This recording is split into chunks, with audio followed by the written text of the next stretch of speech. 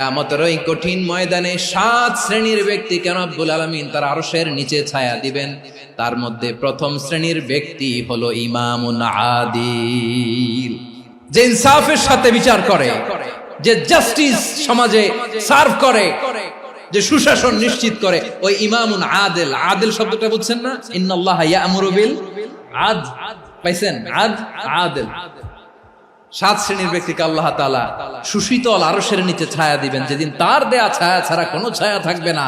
এর প্রথম হচ্ছে ইমামুন আদিল, ন্যায়পরায়ণ শাসক। চিল্লায় বলেন সুবহানাল্লাহ।